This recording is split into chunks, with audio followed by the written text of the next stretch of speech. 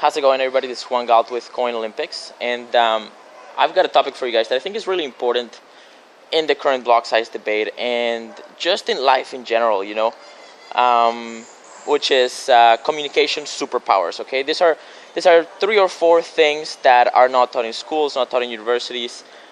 Basically, your family might teach you them, or you'll pick them up if you study philosophy or psychology, or maybe you just pick them up from the street, but generally they're not talked about, and they are so important, and I think they can help us reach truth and connection with, like, real connection and real progress and real sort of basically solve a lot of the bullshit in communication sort of that we're seeing in the block size debate, or just in life in general, right?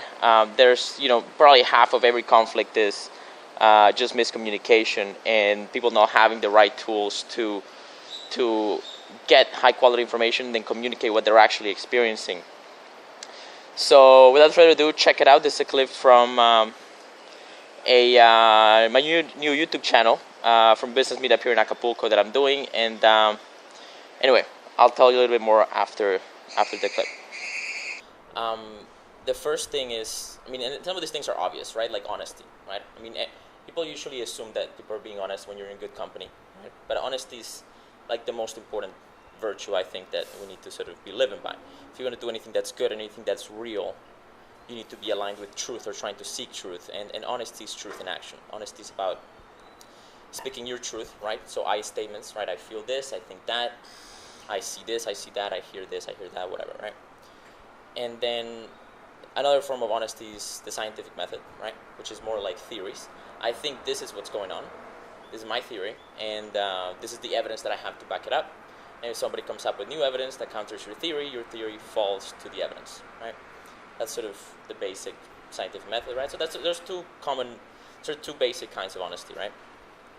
And by basic, I don't mean that people should know them, because they don't teach them in school, they don't teach them in university, they don't teach them anywhere. You basically have to figure it out or learn it elsewhere, right? Also, being honest doesn't mean you have to be honest all the time. Just honest when you think it makes sense to be honest. At least but be honest with yourself is kind of at least a really good foundation to sort of reach goodness and reality, right? And be real.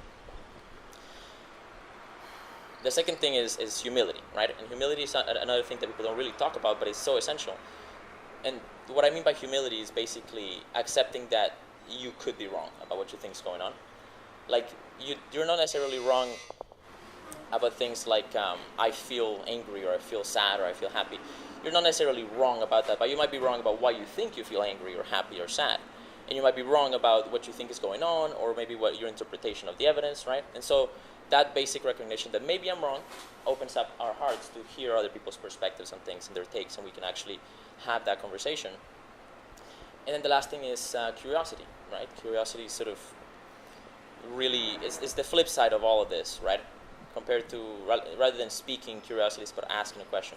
So when in doubt, when you're not sure, curiosity, you just ask a good question, and you'll get a whole amount of information, and just, get where you want to go faster if you ask the right questions.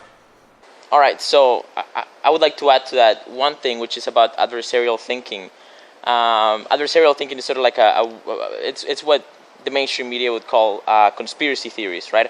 Which they now use regularly, right? But basically is putting together a sort of potential situation, a potential conspiracy that is plausible and theoretically could be happening, and then assuming that it is because it could be true, okay? Adversarial thinking, while it's very useful, and I use it regularly in just life and security and just whatever, I use it regularly and I'm a big fan of it. Just because it's possible that there's a conspiracy theory does not mean that there's evidence that there's a conspiracy theory, okay? We need to add science to adversarial thinking, and we need to recognize that, hey, okay, this is a possibility, and this is a possible exploit or attack, but it doesn't mean that certain players that could do it are doing it, okay? And so it's important to add that buffer and to sort of express and remind people of that, so that people don't lose their shit when new potential conspiracy theories rise, right? Let me know what you think below about those communication superpowers, and I'm really curious to hear what you think is useful, and if you find value in those kind of ideas. Now, as I said earlier, that speech came from a business meetup that I'm having here in Acapulco, and I've got a new YouTube channel where I'm talking to really interesting people from all kinds of sort of walks of lives and philosophies, different sort of ways of thinking. And this new YouTube channel is just kind of a space where I'm publishing conversations that I have with people that are sort of outside of the crypto space, not necessarily blockchain stuff, just anything in general. I mean, it goes from philosophy, physics, psychology, financial literacy, entrepreneurship strategies, and tools. And I mean, who knows what else? The conversations are very good, and the people that are coming here to an Acapulco community, a lot of them have great talent. So there's some really amazing conversations. Check it out below. I'll sort of put the link somewhere, and you'll be able to get to that YouTube channel if you're interested. And you have an awesome day.